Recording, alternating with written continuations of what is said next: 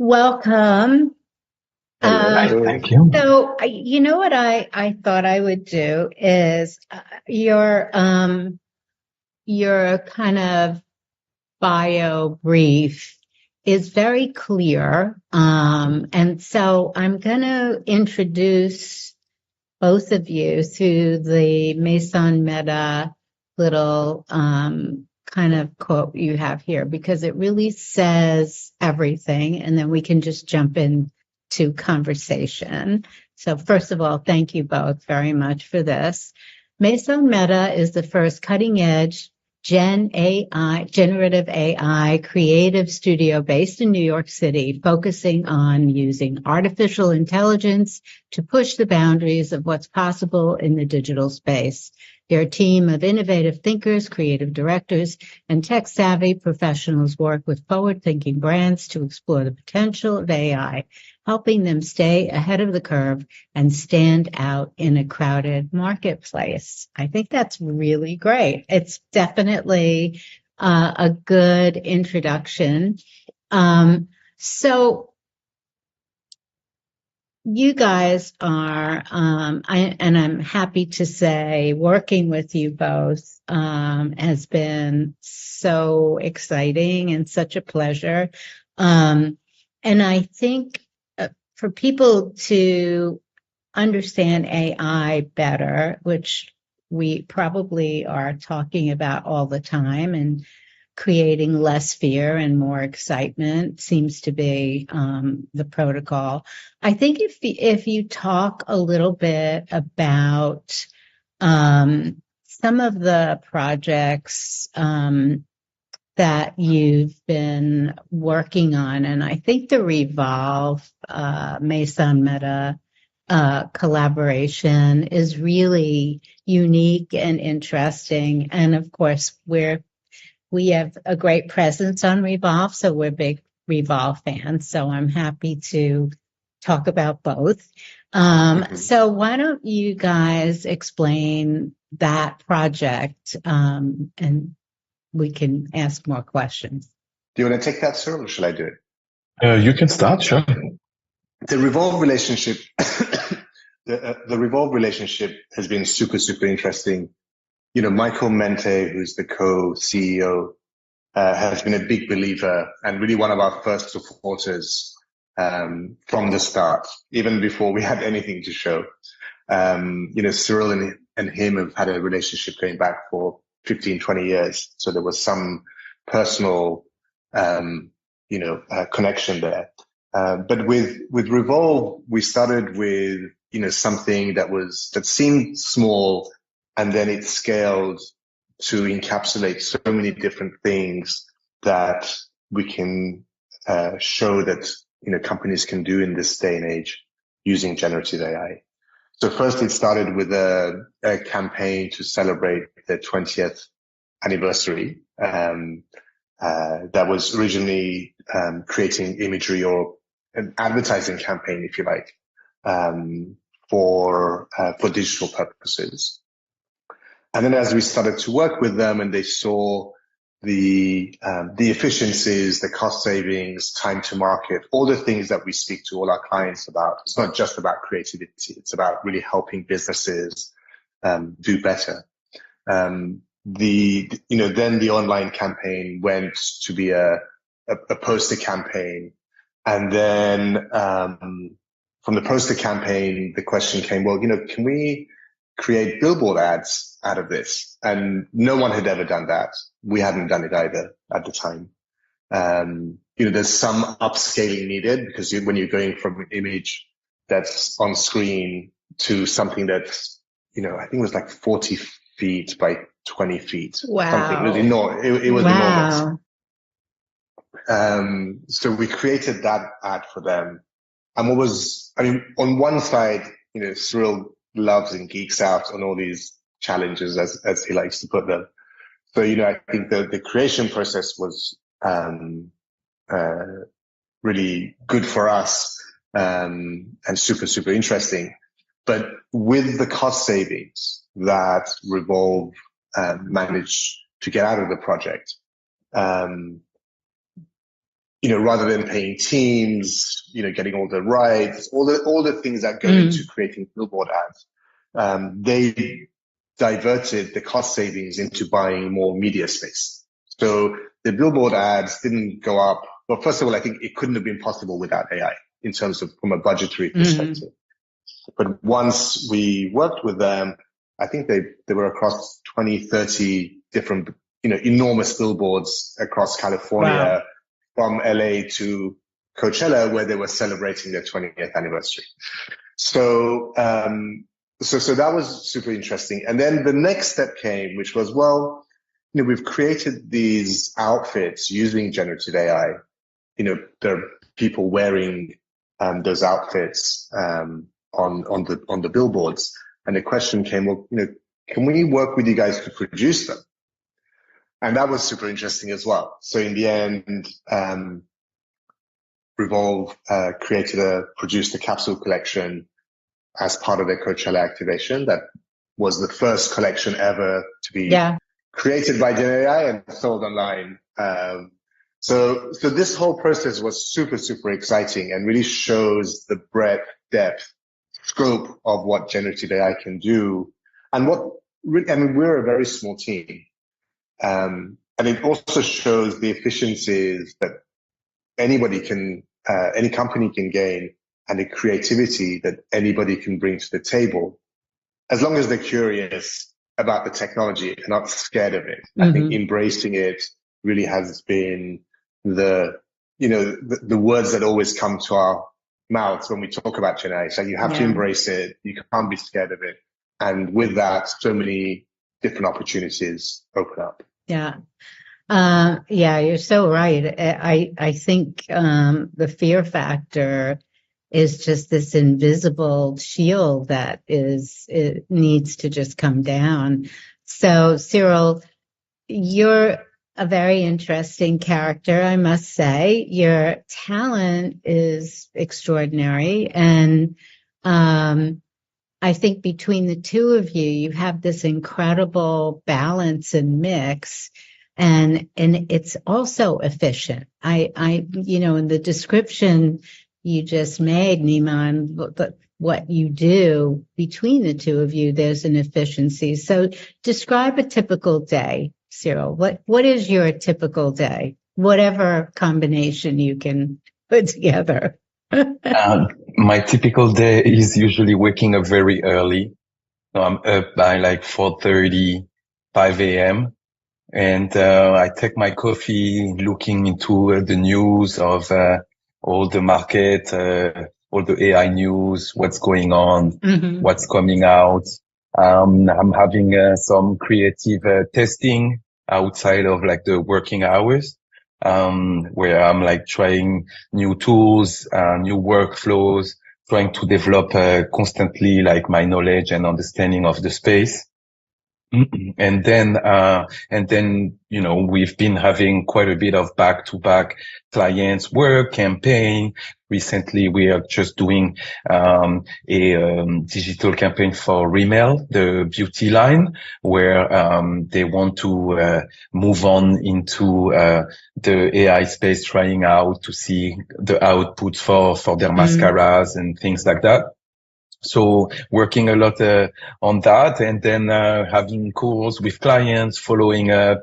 It's been a lot of fun, and basically now Maison Meta is like only a year old, and we're in full expansion, really like growing with this wave and all those AI news, and we're lucky because we have like this understanding of one side the tech world, and the other one the fashion and beauty spaces and luxury space that we also have been working with. So when we combine those two, we're able to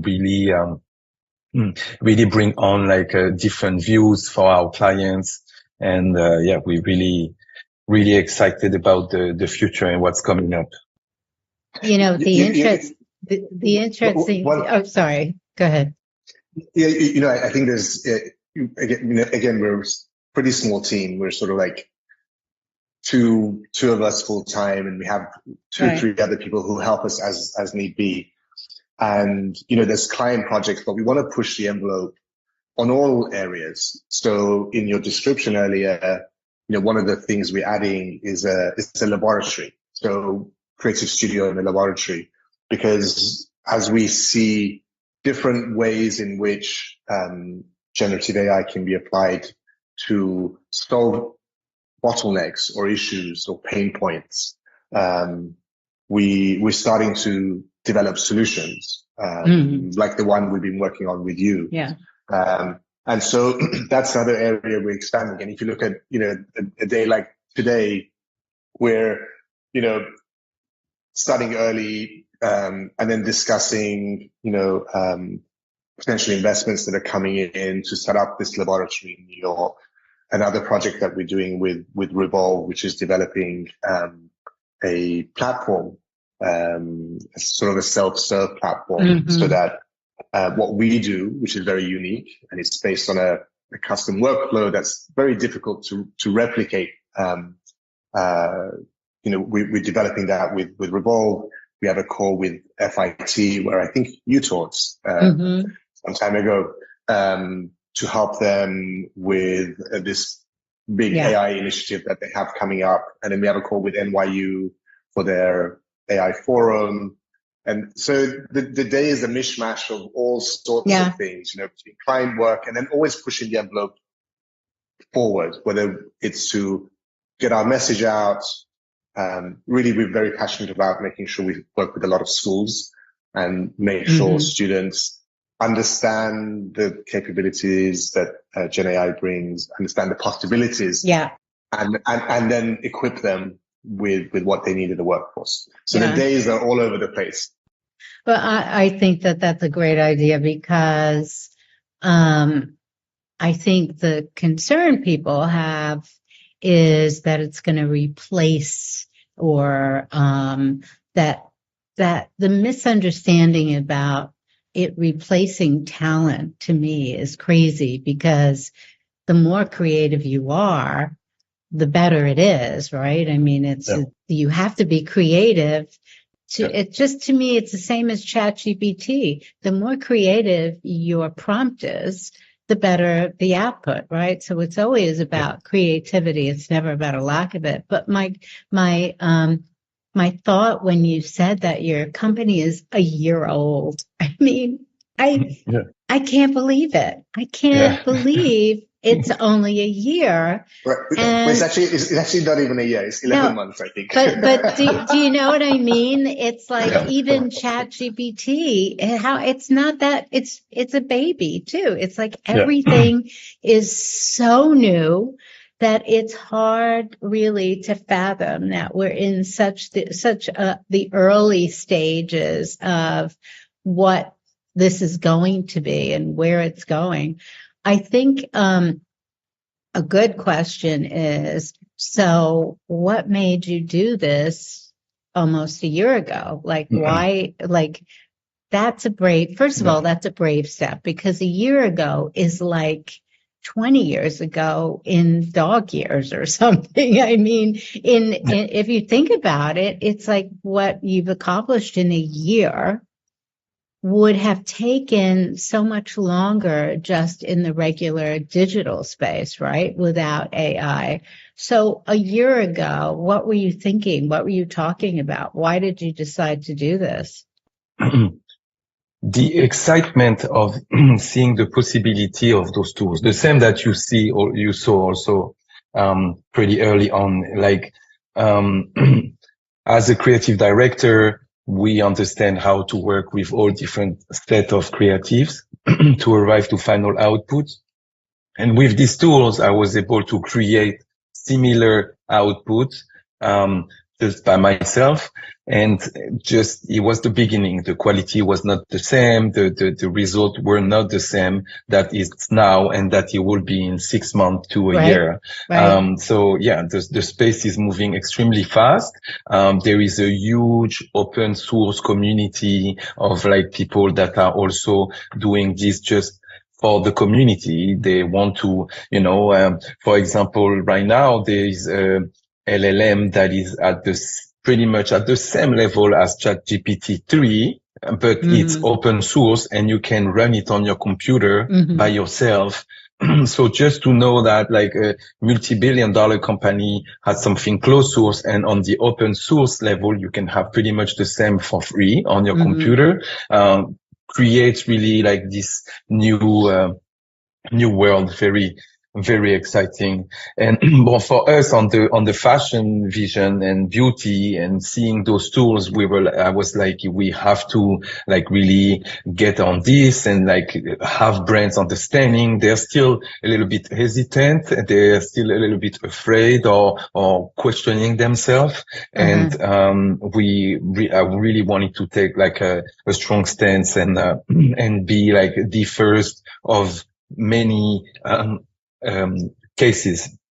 Yeah, fashion can tend to be, and it's ironic because every season we have to create something new, right? So you think fashion is the fastest moving, forward thinking, but it's not. It's actually not at all. It's like it took a long time for the industry to kind of step into the digital world and then to step into even e-commerce. And so I think it will take people who believe the way you guys believe in this to be the adventurous ones in the industry. But I think it's a great combination, AI and fashion, because it's not techy and it's not in all the areas. It's not medicine and it's not all of these sort of other industries. It's this creative industry. Wow. What made you decide on fashion and beauty? Well, they were my world. I mean, I started as a wardrobe stylist. So I always was like, I started in Paris. I started as a wardrobe in Paris. So I really understood the fashion. I didn't do any fashion studies. So I was like from the start, really, a fashion lover, loving, all type of designers. And then I studied all the fashion history all on my own, really understanding this whole world.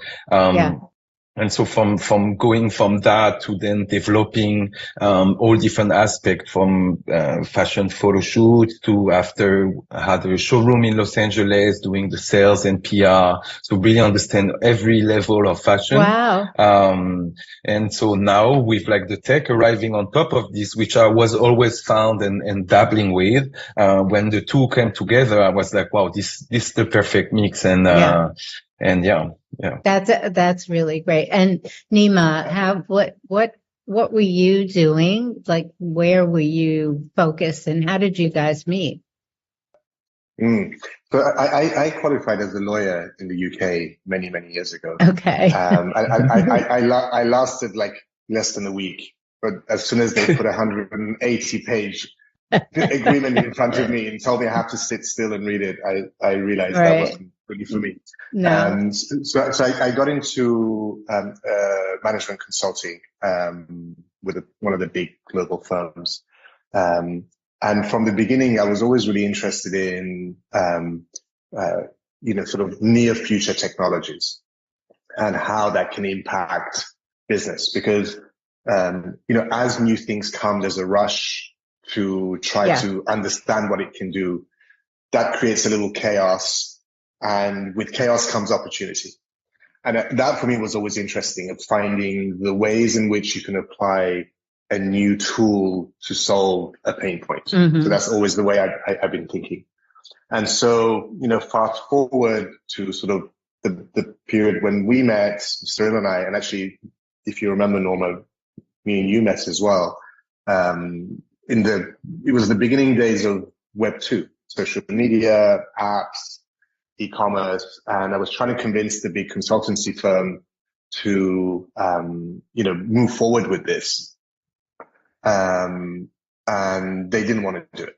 And so I took a sabbatical and said, I don't want to say the words, I'm going to do it myself.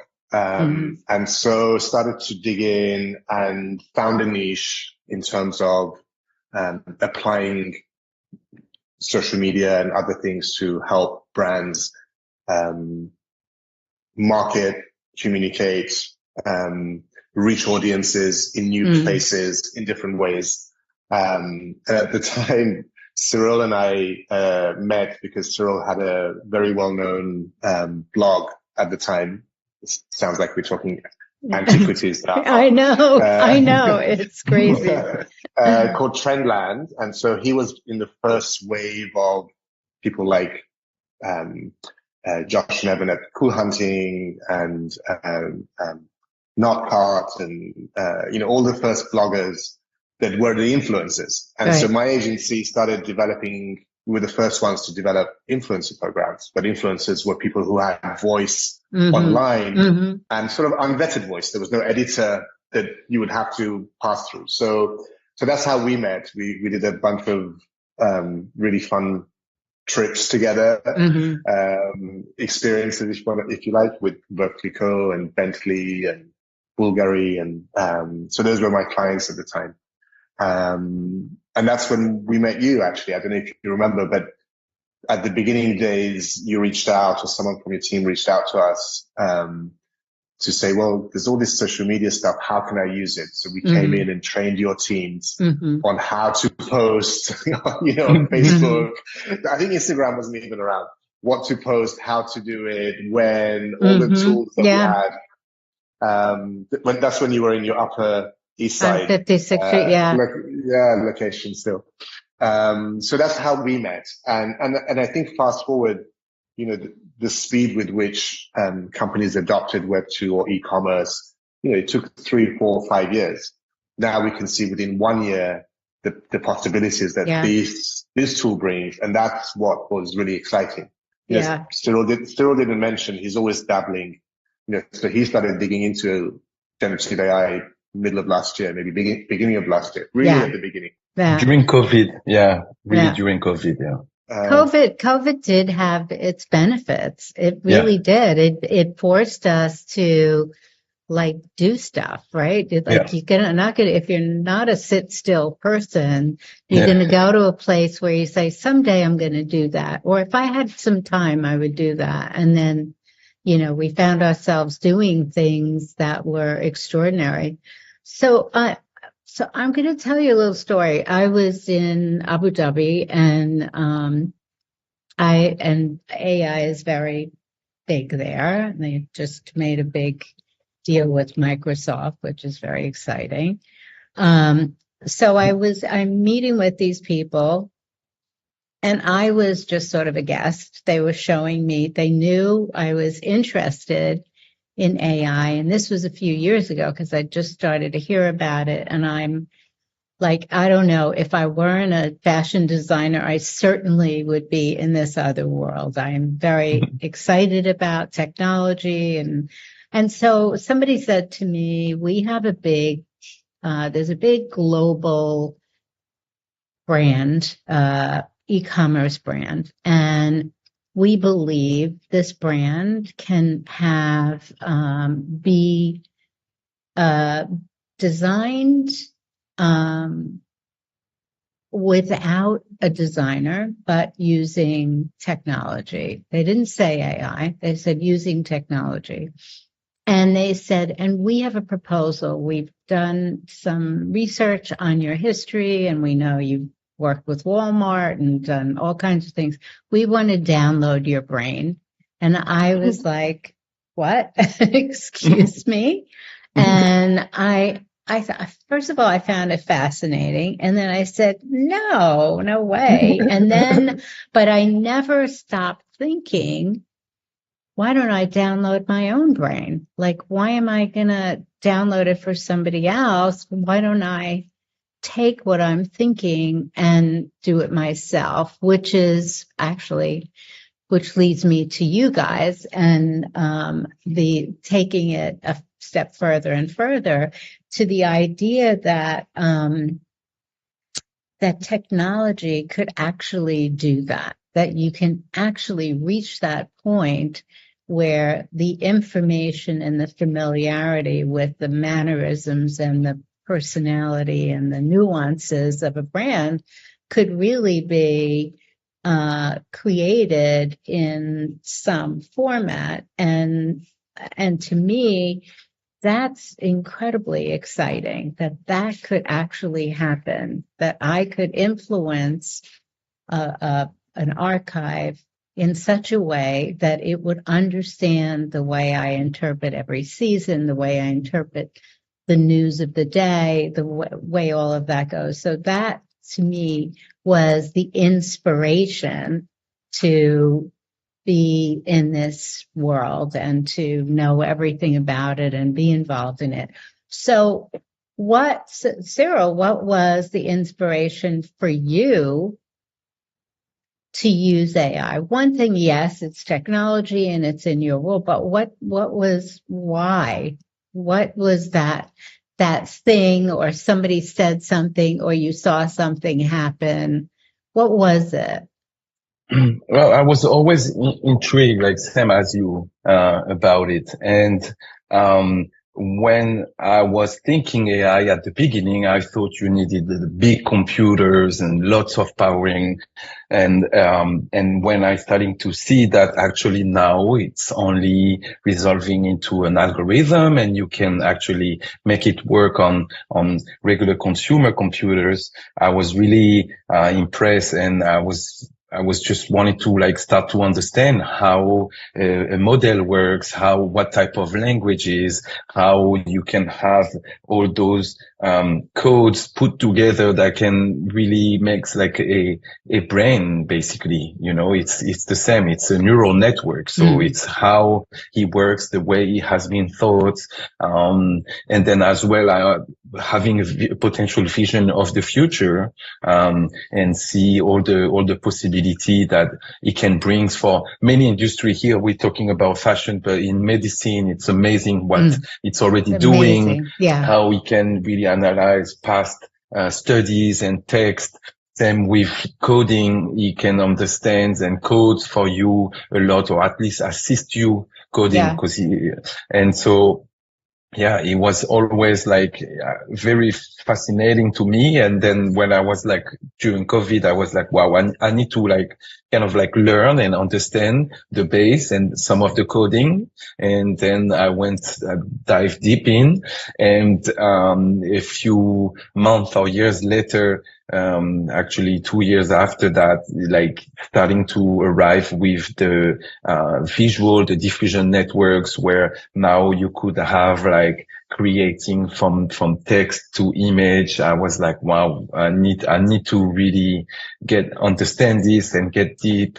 And now, a year after launching the agency, we have many projects in the space, and I want to move fast as the space goes, but we only have 24 hours per day. So yeah, you need a team. You need to build this team. Exactly. You're right at that point where, Nima, I think that you were talking about the schools, you're talking about this new, I mean, you're on the verge of this baby not only walking and starting to talk, but what's going to happen? It's going to grow really fast. And I think, getting power in there is just, this is the time, no question. So when you were talking about education, if you just listen to what Cyril said, what he did was he educated himself. My interest too. All I could think of is I need to educate myself. So I took that MIT course, which blew my head open. But by taking it, I'm so comfortable. Like I set up our whole little system right next to my desk. So in the morning, I come in early too. So I get up at 4:30. I'm in the office at 6. And the first thing I'm going to do every morning for an hour is just design and do that whole thing. I want that to be my morning. Amazing. But the reason I feel that way, and the way you educated yourself, and that I took a course that no fashion designer in their right mind would ever take, but I learned, even though a lot of it I didn't understand because it was engineers, I learned about the freedom of it, and that I'm not afraid of it. And I love the prompt. I'm excited about what I can do. So you talked about, Mima, you talked about the schools. I think that this is such a good idea. And I think it's sort of a company you could build even independently, a school for this, because the thing that I am aware of with fashion students and young people in the industry is when you say coding or a word like that, you've lost them. They just went off somewhere else, right? And the fact that AI doesn't need you to learn coding anymore because it can do it for you. And, so there's this other kind of communication. What are you thinking about when you're thinking about education, especially in the fashion industry? Well, as currently we're speaking with every single important fashion school in the UK, Italy, Right. New York. And the first thing that is very obvious to us is that there's a very surface level understanding of what the possibilities are and what the tools are. So 90% of the conversation is, Midjourney and DALL-E. Whereas, those are not really the tools that give you the control that you want and Right. the ability to push things forward. So we're talking with every school about how can we integrate some of this into a curriculum of sorts, whether it's for existing students. With another school in New York, we're talking about the executive education program, also necessary. With another school, they're setting up an MBA program, so it's part of that. So it's different contexts, but I think at some stage it's also important to push the discussion beyond just creativity, because Gen AI can help fashion companies, any company, to improve and enhance operations across so many different areas. Stuart and I, we worked with UBS recently to develop a conference for them. And, there's different sections, generative AI on how it can help creativity, design, marketing. And then there's how can it help to enhance e-commerce and customer Personalization, segmentation and personalization. Yeah. And then there's this whole other slew of tools. Again, we were in Barcelona 4 weeks ago. We got invited by McKinsey to present at the McKinsey AI Summit. And there were a couple of super, super interesting tools that are being used using AI to enhance retail operations. These are all the bottlenecks that this industry has. And when you were saying earlier, it's a very fast moving industry, but very sort of tech backwards almost, but now we're seeing all of these possibilities. And so part of the discussion with the schools is, yes, the creative, the designers can use it in this way, but there's many other people that will go into the industry in many different departments. And it's important for them to know what are the tools and capabilities that Gen AI brings to make your job easier, to make you more successful. One of the things I found interesting that you guys did was when you do your competition, and it's people from everywhere who are submitting, and that I was thinking about that a lot, and I was thinking that those people intuitively will do a good job because they're excited about the possibility. And maybe they are becoming the next fashion designers or creators in an industry. I believe anybody who wears clothes can design clothes. If you wear clothes, you know how it feels, you know what you want it to do. I don't think in this time now, when I started, you had to learn pattern making and draping and all of the technology that really is hands-on craft type development, right? It was a different way. Now I say I'm going to let go of that instead of make that my identity. And so these people who don't have any of my skills and don't need them, but that's not required anymore, but come into your competition and come in with a fresh mind. So give me some feedback on what you've seen.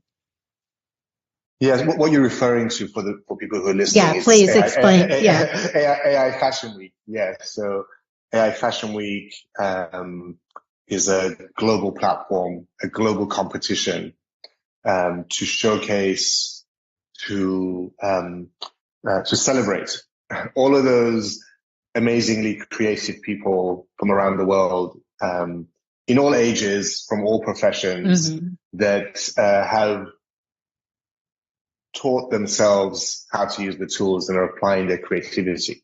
You know, we had age ranging between 13 and 68, people who submitted.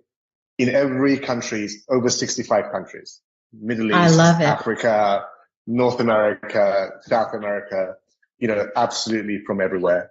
And every profession that you can imagine, from lawyers to architects to people who came from fashion,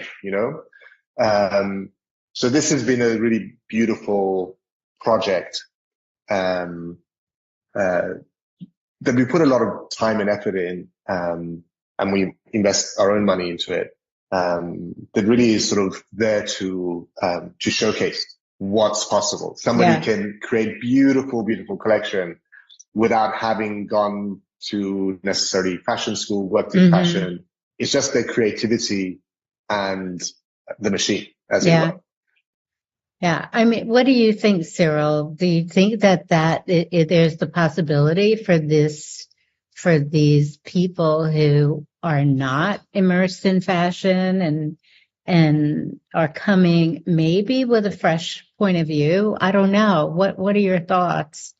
Yeah, I mean, I think it can bring a lot of possibilities, and that's why we wanted to put this competition together to give them like a runway view, and then partnering with Revolve to then after create their collection. So not only staying in this digital world, but coming back into the real world. That's where a lot of people we presented to were really excited about, and that's what all those competitors do to have a potential chance to launch a brand. And that's why we're also setting up kind of like a fashion tech incubator, which we also teach them some part of the fashion, understanding how you do the sampling, how you then go to markets, promote marketing, all this, for some that have no idea.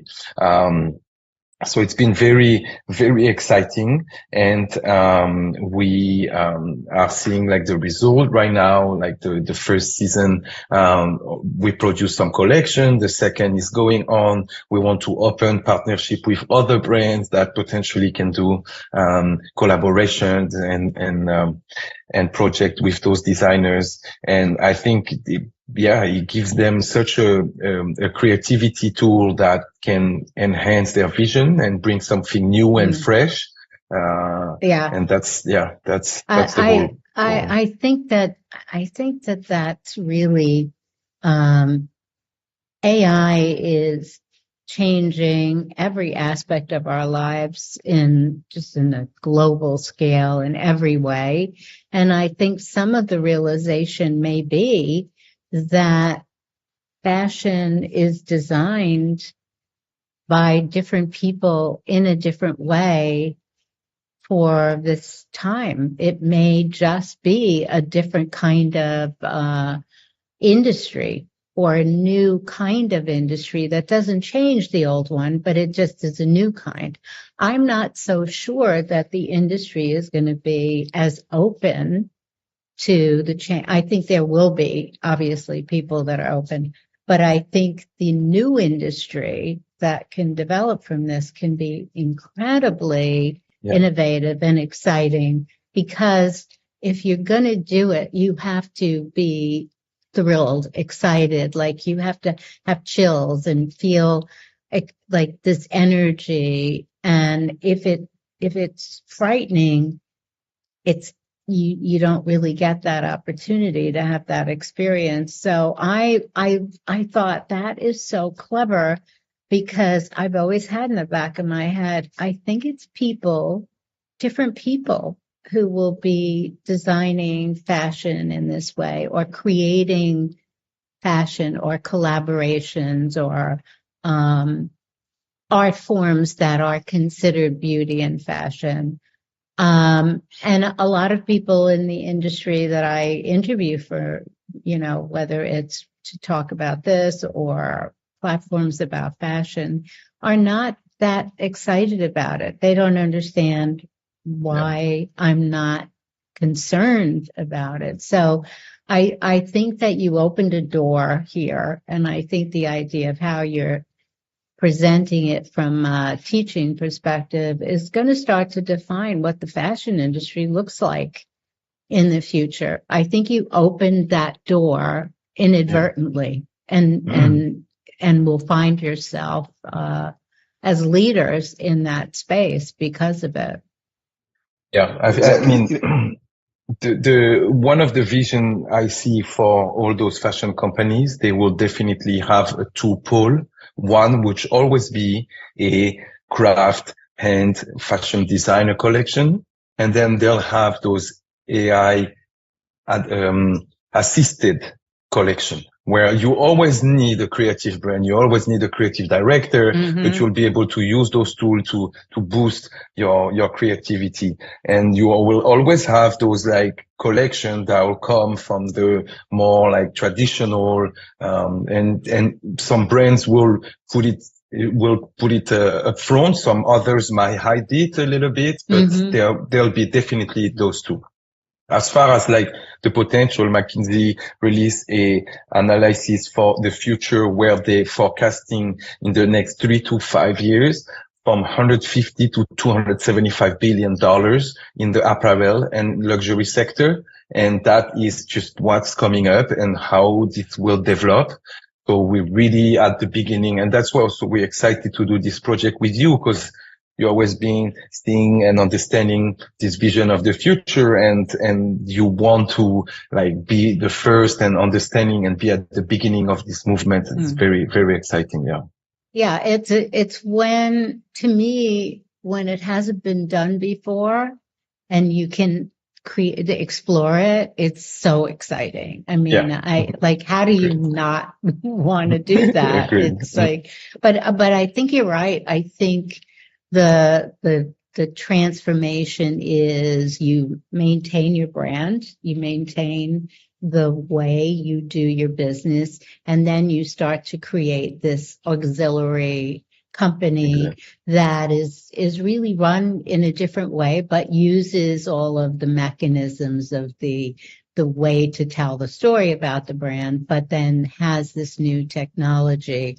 And then there'll be some of these people who just came in out of nowhere, and all of a sudden we hear a name that we never heard before, and he used to be a doctor, and now he's or something. I know it's just going to be something, right? But your limitations are just your imagination when it comes to these tools. we've been actually the project we're doing with you was one of our dreams 10 months ago. Like, how can we work with someone to like learn their history and then work with AI that creates patterns, right? That's what it's doing. It's sort of connecting all the different nuances and then being able to reproduce that.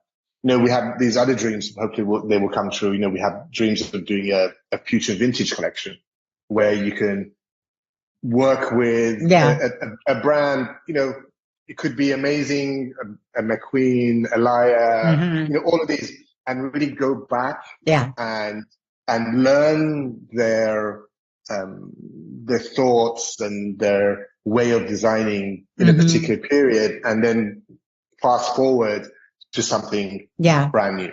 I love that. I love that. I actually had a brand at one point called Vintage of the Future, and it was a collection I did in 1973 that I projected would sell in 2023. And I'm actually doing it now. But the idea of vintage of the future through AI is so real, and it's such a brilliant idea. I love that. Yeah. It's fantastic. It's very exciting. It's a little bit similar to what Reformation is doing, except for now they're not using the AI, but they're taking some of those AI pieces and develop new collection.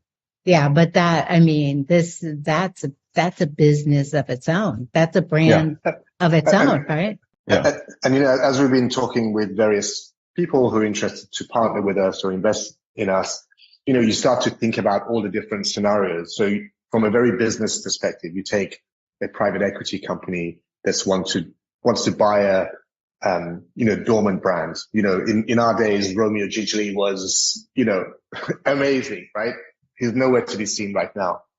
What you can do, you can run a little in-house pilot of, if we were to take on this dormant brand, and if we were to create a collection, what would that creation look like? And you can do all of that without buying the brand, without bringing a creative director in, spending a few million, 6-9 months to get your first collection out. You can actually do that in advance of making your business decisions. No, I absolutely. And actually that's what I thought about for me. I mean, my brand should be able to live beyond me, right? And I'm just giving it a base to not only have everything we're working on together, but then the nuances that I add to it, so that over time, the company can just keep going, and it can thrive on 50 plus years of data, and then whatever we give to it as the opportunity for the future. And people say, why would you want to do that? It's like, well, why not? I mean, why not? Exactly. Yeah. So you're right. Romeo Gigli, I worked with him, and 5 designers worked in Italy with a company called Zamasport, and Helmut Lang, Catherine Hamnett, Romeo Gigli, me. I'm missing somebody. I can't think of the other one. Anyway, we all worked together, and I remember Romeo Gigli's work and thinking, whoa, this is so beautiful, and it's timeless and spectacular. And you're right. There you go. What does it take to create, to take this brand and imagine it forward? It's exciting. It's truly, the ideas we could sit here and just keep talking about ideas forever and ever. And I think because it's so early in the game that, it's having a support system for everything you guys are doing, really, to make it all happen. And this is why we're so excited about this laboratory idea. It's not a new thing. We've been doodling and thinking about it for the last 3 or 4 months, which in this world is a very long time. It's It's a dog long time. years again. But there's so many applications in different areas, and I think it just needs to be a lab where you're experimenting and you're coming up with new ideas. Then of course you have to monetize, but the possibilities are endless, especially at this moment in time. Maybe in 2 years will be different, but right now there's many possibilities. And the fact that there isn't a big investment, right? I mean, like you said, you can have a laboratory and create the beginning of an idea with a very minimal investment. And then depending on how much you want to put into it and how you want to scale it, it's almost like you're creating a new kind of business. The two of you have so much responsibility here. I mean it in a good way, because every time you present a new idea, that's a new business opportunity that is a huge scale, right? So,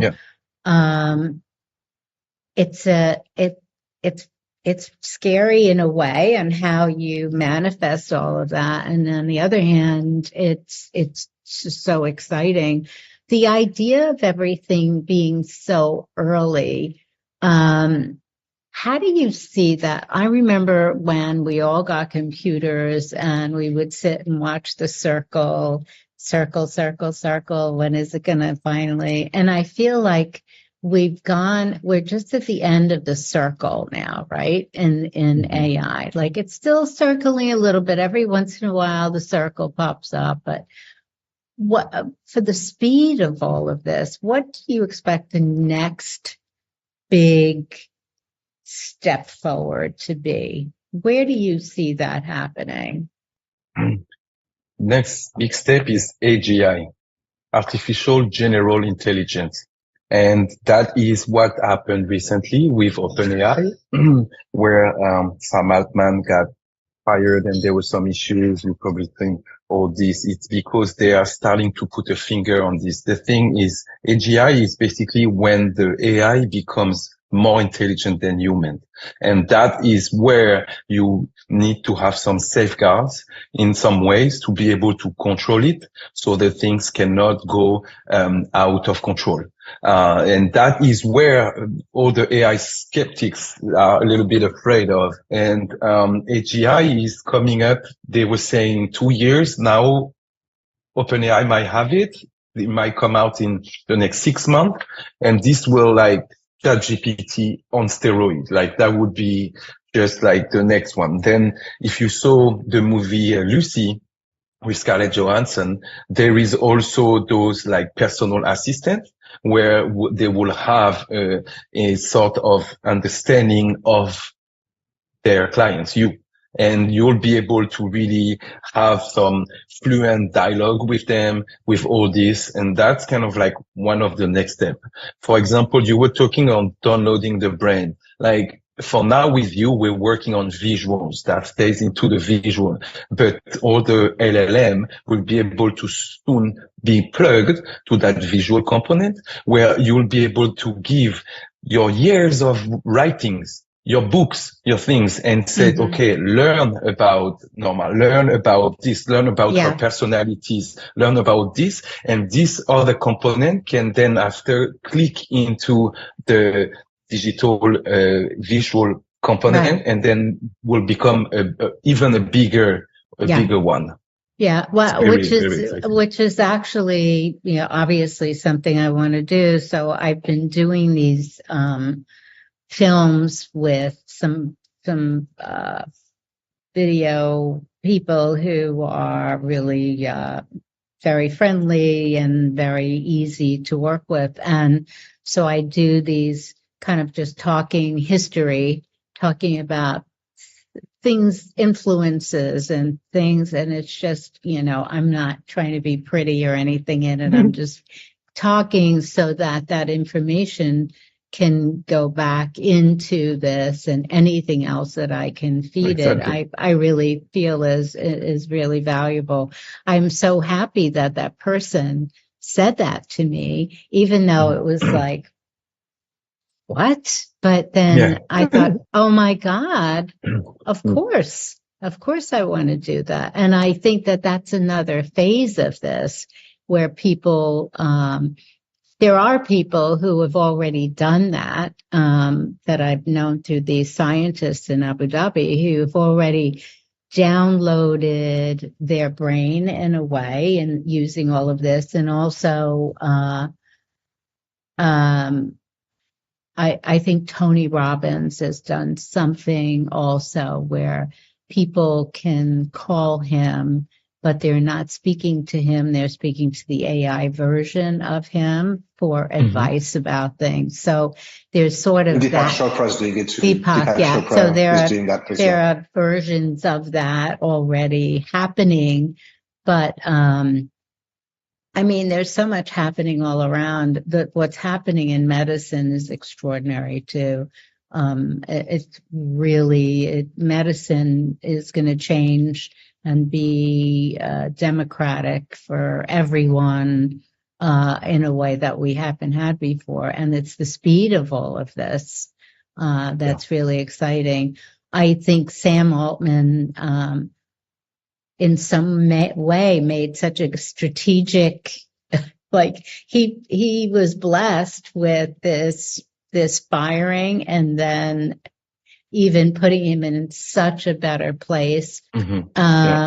So I think what I would like to know is personally how AI has changed your life. What, in a personal way, it could be any form of AI, besides, coming in the morning and doing all of your kind of research in AI, and the two of you living and breathing AI because it's your business. But what personal experience have you adopted? Just whether it's an assistant or what personal assistant, what personal experience have you adopted into your lives? That's a great question. I don't think I really pushed it on that level yet, because I don't have extra bandwidth to do so. But I know you can already have exactly some personal assistant in fact of work, taking care of your agenda, your schedule, looking through your emails, giving you reminders and all this. But on the personal level, I don't think I've been yet too deep into it. I think bandwidth is an important one. And actually, I mean, personally, when there's any moment, I rather go to nature and, walk on the beach and do all the things and try to balance it out some way. I think it's very easy to get sucked into this.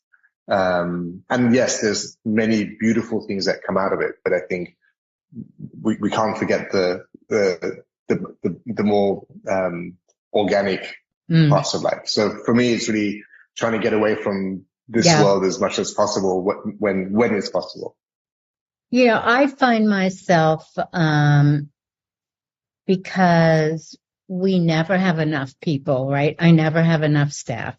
Every time I come up with a new idea, everybody here is doing more things. So then we have to find a band. They want to kill me when a weekend is over. Oh no, what is it going to be? So I've literally, we've had meetings talking about how everybody can use generative AI in their jobs and how they can get assistance through AI. And one of the things that I've found is, it's a quick shorthand for me. Even picking the name of this podcast, was so easy, because it's like, I didn't have time to think about what I wanted to be. So I would say, just do I don't have time for this. but by putting in an interesting prompt, AI came up with Invincible Threads, and I Am Invincible is the name of my book, and I never mentioned my book in the prompt at all. And Invincible Threads was like, oh my God, that's perfect. And in seconds, that was solved. So I find myself where it takes something I have to think about. I don't have time to think about that right now. I'll just put in a prompt and I get really great responses if I give it the time to do a quality. It has to be a quality prompt. So I do find myself using it. And I love the surprise of it all. I love the adventure. I love where it takes me, and sometimes where I don't think I'm going to be. And my staff use it a lot for instance, for our e-blasts, they'll use subject line, for attention, or quotes or captions that are really great. And sometimes I look at them and they're so funny, and I'll tell them humor is really important in what we do. Fashion has to have humor. And so they'll go on a humor thing, and it's fabulous. It's fun and it's light. So I do think, even though it's the most simplistic use of AI, it really is time saving in a lot of ways, because I just don't have time to think about the name of something. It's like, no, not, I don't have the bandwidth. So that's when I find it helpful. Time saving for sure. And, we all suffer from decision fatigue. There's Right. so many things, Right. so many things to think about every day. Right. When I was living in New York, what time do I leave the house so I don't catch the rain? I get my subway, which line, you don't realize that your brain is being bombarded with information all the time, and you have to react to your situation all the time. And so you're right that at some stage there's too much to think about. Your brain is literally dead. Yeah. And this is when the tool can be useful to do all the things that you don't have the bandwidth for. And so if technology and creativity, because I think of it, and I think of this as incredibly creative. So what do you do? Like, Nima, you said you want to be with nature, and obviously you are, and it's tormenting us as we are not in nature right now. So Cyril, what do you do to what's the counterbalance to all of this exciting stuff that you're creating? You're in these formative years of an explosive future. And what are you doing for balance? For balance, I should do more, actually. I'm like really, I'm like, as like an entrepreneur, I'm like also same as you, I have idea coming up all the time and I want to realize them. I used to be more active into sports and especially soccer. So that was my exalt. And, but right now I'm like really trying to think, about next. I'm a little bit too deep, into, how, things should move on. And, but just because also it's a space that moves so fast that you have to stay on top. And, we already have like a good position in that world, but I really want to like be like the main one, and then competitions will arrive because it's still not there. We barely have any competitors yet. So that is why like I always want to stay on top. So that's why I don't really disconnect much. I mean, I travel. I think travel is a great one. Even if it's for work, like always traveling and going on and changing environment, is great. But, that's where am I right now. Yeah. As you know, Norma, when you're running your own business, it's there's always No. something to do, right? Weekends, Yeah. evenings, mornings, middle of the Yeah. night. It's true. And I think in the last 2 years, for me too, or last year especially, I just haven't had a minute because I'm afraid to lose that minute where I could come up with another idea or something, or I want to solve a problem that doesn't prevent something from moving forward. So it's a dilemma, Cyril. I have the Yeah. same dilemma. It's like I want to chill, but even when I'm chilling, I'm so anxious that I can't be doing what all of the ideas. It's a very exciting time, and we're really so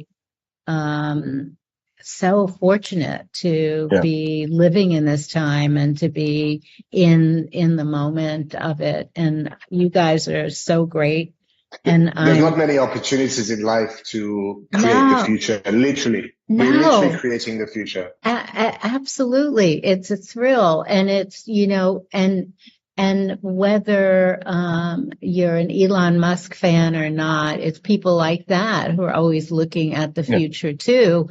And to take the risk and to go out on a limb and do these things, whether it's inventing something or taking something new into a place it's never been, it's an honor and it's such a privilege that you guys are really just on the cutting edge.